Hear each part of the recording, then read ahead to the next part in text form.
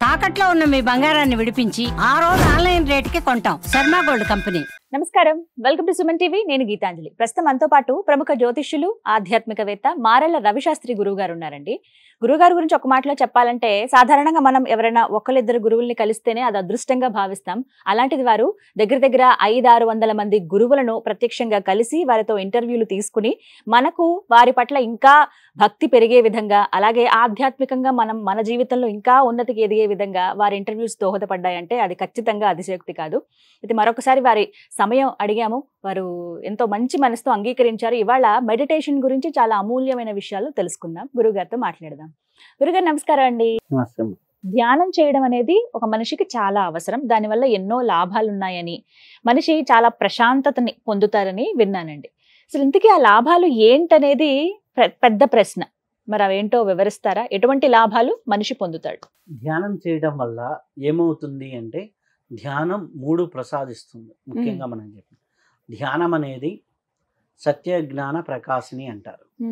ముందర జ్ఞానాన్ని వాళ్ళకి రైజ్ చేస్తుంది, ఆ జ్ఞానం అనేది పెరుగుతుంది. అలాగే ధ్యానం సర్వభోగకారిణి అంటారు, సమస్త సుఖాలని భోగాలని ఇస్తుంది. అలాగే ధ్యానం సర్వ రోగహరిణి అంటారు, ధ్యానం రోగాలన్నిటినీ తీసేస్తుంది. ఇది ఎలా ఎలా అనేది కదా క్వశ్చన్ చెప్పాను. ఇలా అనేది ఎలా అంటే, మనం ధ్యానం చేస్తూ ఉన్నప్పుడు ఆటోమేటిక్గా మనకి ఎప్పుడైతే అహంకార మమకారాలన్నీ బ్యాలెన్స్ అయిపోయాయో, ఆటోమేటిక్గా వాళ్ళకి ఏమవుతుంది, బుద్ధి వికాసం వైపు మనం ప్రయాణం జరుగుతూ ఉంటుంది. జ్ఞానం అనేది సత్య జ్ఞానం వైపుకి, ఏది సత్యము ఏది నిత్యము అనే స్థితికి వెళ్తూ ఉంటారు.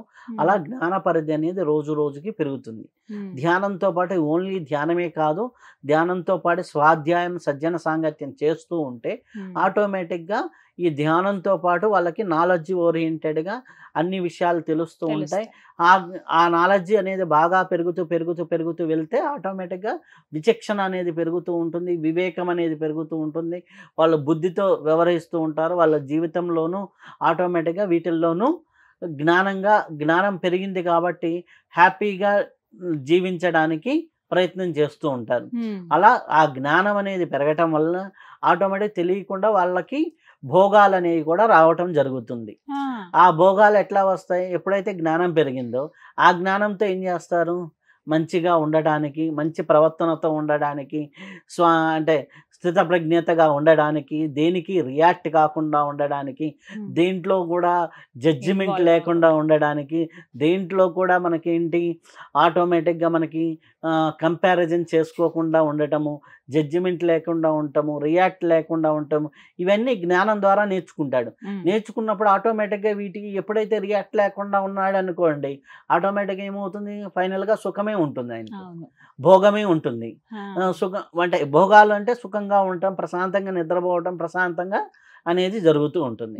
ఇవన్నీ ఎప్పుడైతే ప్రశాంతంగా లైఫ్ వచ్చిందో ఆటోమేటిక్గా మెటబాలిజం రేట్ ఏమవుతుంది, మారిపోతుంది. హ్యాపీగా టయానికి నిద్రపోతూ టయానికి హ్యాపీగా అన్నీ ఉంటూ ఉన్నప్పుడు మెటబాలిజం రేట్ ఏమవుతుంది, బాడీలో సెటిల్ అవుతుంది. న్యూరో సిస్టమ్ అంతా నార్మల్ అవుతుంది. ఎప్పుడైతే న్యూరో సిస్టమ్ నార్మల్ అయిపోయిందో ఆటోమేటిక్ బీపీ షుగర్లు ఏమున్నా కానీ మొత్తం సిస్టమే మారిపోయినప్పుడు ఒక్కొక్కటి క్రమేపీ ఒక్కొక్కటి ఉంటుంది. అప్పుడు ఆటోమేటిక్గా బ్యాలెన్స్ అయిపోతుంది. సిస్టమే బ్యాలెన్స్ అయినప్పుడు మొత్తం టోటల్ ఆరోగ్య వ్యవస్థ కూడా బ్యాలెన్స్ అవుతుంది. మనకి ఆరోగ్యానికి మెయిన్గా మనకి ఏం చెబుతారు, ఫస్ట్ వచ్చేసి నువ్వు రైట్ ఫుడ్, అలాగే ఒత్తిడి లేకుండా ఉండు. మూడోది ఏం చెబుతారు, రైట్ స్లీప్ అంటారు. ఓకే, రైట్గా physical exercise and breathing exercise అవుతారు. ఎప్పుడైతే నువ్వు చేస్తారో అప్పుడు ఆటోమేటిక్గా నువ్వేం చేస్తావు, ధ్యానంలో ఒక విచక్షణ పెరుగుతుంది. నువ్వేం తినాలో ఏం తినకూడదో నీకు విచక్షణ చెబుతుంది.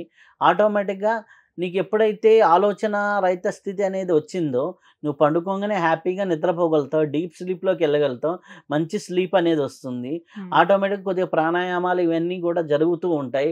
శ్వాసను అబ్జర్వ్ చేస్తున్నప్పుడు ప్రాణాయామం అనేది జరుగుతూ ఉంటుంది. ఆటోమేటిక్గా బ్రీతింగ్ ఇవన్నీ ఎక్సర్సైజులు జరుగుతూ ఉంటాయి. ఆటోమేటిక్గా ధ్యానం ఎప్పుడైతే నీకు ఇవన్నీ చేస్తున్నావో ఏది కూడా నువ్వు రియాక్ట్ కావో, జడ్జిమెంట్ తీసుకోవో, కామెంట్ చేయవు. కాబట్టి ఏ కంపారిజన్లోకి వెళ్ళావు కాబట్టి నువ్వు పీస్ఫుల్గానే ఉంటావు, ఒత్తిడి అనే దాంట్లోకి లేకుండా ఉంటావు. అప్పుడు ఎప్పుడైతే ఒత్తిడి లేకుండా ఉన్నావో ఆటోమేటిక్గా నీకు ప్లానింగ్ అనేది పెరుగుతుంది. ప్లానింగ్ ఎప్పుడైతే పెరిగిందో నీ పెర్ఫార్మెన్స్ పెరుగుతుంది. నీ పెర్ఫార్మెన్స్ పెరిగింది అనుకోండి, నీ పీస్ఫుల్గా ఉంటావు. నువ్వు టయానికి పని కాకపోతే కదా ఒత్తిడి వచ్చేది. నువ్వు ప్లానింగ్ పెరిగితే, పెర్ఫార్మెన్స్ పెరిగితే ఆటోమేటిక్ టయానికి పని అయిపోతుంది. ఆటోమేటిక్గా నీకు పీస్ఫుల్ లైఫ్ అనేది వస్తుంది. ఎప్పుడైతే నీ మైండ్ అనేది న్యూట్రల్ స్టేట్లో ఉంటుందో ఇవన్నీ జరుగుతాయి. న్యూట్రల్ స్టేట్లో ఉండడానికి ధ్యానం అనేది చాలా చాలా ఉపయోగపడుతుంది. దీనివల్ల ఏమవుతుంది, నీ అండర్స్టాండింగ్ పవర్ పెరుగుతుంది, నీ ఆలోచన విధానంలో మార్పు వస్తుంది, నీ జ్ఞానంలో మార్పు వస్తుంది, నీ నడవడికలో మార్పు వస్తుంది, నీ ప్రవర్తనలో సౌమ్యత పెరుగుతుంది, నీ మాటల్లో వివేకము విచక్షణ కనిపిస్తాయి, సమయస్ఫూర్తిగా మాట్లాడటం ఉంటుంది, లౌక్యంగా మాట్లాడటం ఉంటుంది. వాళ్ళు ఉంటే అబ్బా హాయిగా ఉందిరా ఎన్విరాన్మెంట్ అనిపిస్తుంటుంది. ఇవన్నీ జరుగుతూ ఉంటాయి. ఇవన్నీ ధ్యానం ద్వారా నీకు ఒక్కొక్కటి మార్పులు వచ్చి నీలో అన్ని పాజిటివ్ సుగుణాలు అనేవి విరాజిల్లటం అనేది జరుగుతుంది. ఎప్పుడైతే నీకు ఒక మల్లెపువ్వు ఉంది, మొగ్గయింది, మొగ్గై పువ్వు పుట్టింది, మొగ్గయింది, మొగ్గైపోయి బాగా సాధనలో ఒక పరిపక్వత మల్లెపువ్వు ఇచ్చింది. అవి ఇచ్చిన తర్వాత ఎవరూ చెప్పమల్లి అక్కడ మల్లె చెట్టు ఉందనేది. ఆ స్మెల్ అంతా వస్తుంది. ఎప్పుడైతే ఒక శుద్ధ సాత్వికుడైనటువంటి ఒక సాధకుడు తనని తాను వికసింపజేసుకున్నాడు, చుట్టూ ఉన్నటువంటి ఎన్విరాన్మెంట్ మారిపోతుంది. ఒక ఇంట్లో తండ్రి చాలా సత్ప్రవర్తనతో ఉన్నాడు అనుకుందాం, చాలా పద్ధతిగా ఉన్నాడు, విచక్షణగా బిహేవ్ చేస్తున్నారు, ఆటోమేటిక్గా పిల్లలు ఎట్లా బిహేవ్ చేస్తారండి? అలాగే ఉంటారు. పిల్లలు తండ్రి చేస్తే భార్య ఏం చేస్తుందండి? ఖచ్చితంగా అలానే ఉంటుంది. ఒక డిసిప్లిన్ ఫ్యామిలీ అవుతుంది. నువ్వు సాధనతో ఇవన్నీ కూడా సాధించవచ్చు. ధ్యానంతో ఒక సుందరమైనటువంటి ఒక అందమైనటువంటి కుటుంబాన్ని నువ్వు సృష్టించుకోవచ్చు. దాంతో నీకు ఒక జ్ఞాన పరిధి అంటే సత్య జ్ఞానాన్ని విరాజిల్లేటటువంటిది, ఆరోగ్య సమస్యలు లేనటువంటిది, అలాగే హ్యాపీగా సర్వభోగాలు అనుభవించేటటువంటిది, హ్యాపీగా బతకొచ్చు. ఇప్పుడు సపోజ్ ఫర్ ఎగ్జాంపుల్ నీకు విచక్షణే లేదు, నువ్వు ఒక ఫుడ్ రెస్టారెంట్కి వెళ్ళావు, ఏది ఎంత తినాలో తెలియదు, విచక్షణ బాగుందని అనమాట. నా దగ్గరికి మొన్న ఒక ఆయన వచ్చారు, ఆయన ఏంటి 74-75 ఉంది, ఆయన 18 years టాబ్లెట్స్ వేసుకున్నారు, డిఫరెంట్ ఫస్ట్ బీపీకి షుగర్కి అలా వేసుకున్న వ్యక్తి గట్టిగా ప్రాణాయామాలు స్టార్ట్ చేశాడు. రోజుకి ఒక 15 నిమిషాలు చేయడం ఫస్ట్లో ఆయన కష్టం అనిపించింది. అలా ప్రాక్టీస్ చేసి ఈ రోజుకి 2 hours చేస్తున్నారు లాస్ట్ 3 yearsగా. ఫస్ట్ 6 months కాగానే ఆయన ఫస్ట్లో ఎట్లా ఉండేదంటే ఆయన పనులు ఆయన చేసుకోవటం కూడా అంటే ఆ ఏజ్ ప్యాటర్న్తో అంటే ఇంట్లో బయటకి అనమాట. ఇప్పుడు మొన్న నా దగ్గరకు వచ్చారు, నేను నిన్న గోల్కొండ ఎక్కాను, నా మనబడి నాతో పాటు ఎక్కలేకపోయాడు. జస్ట్ ప్రాణాయామ మెడిటేషన్, వీటి వల్లే గ్రేట్.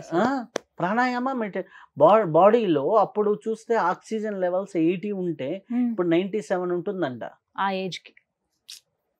గ్రేట్ అండి. ఆయన బ్రీతింగ్ కెపాసిటీ ఒక ఇనియల్ చేసి ఒక ఎగ్జేల్ చేయడానికి ఆయన హోల్డ్ చేస్తాడు కదా బ్రీత్. మామూలుగా నేను చేయమంటే 1.5 minutes కంటే ఎక్కువ చేయలేను. 1.5 minutes చాలా ఎక్కువ బాగానే, కానీ 1.5 minutes చేయటం అంటే చాలా ఎక్కువ. అయితే అతను ఎంతసేపు హోల్డ్ చేస్తున్నాడు తెలుసా?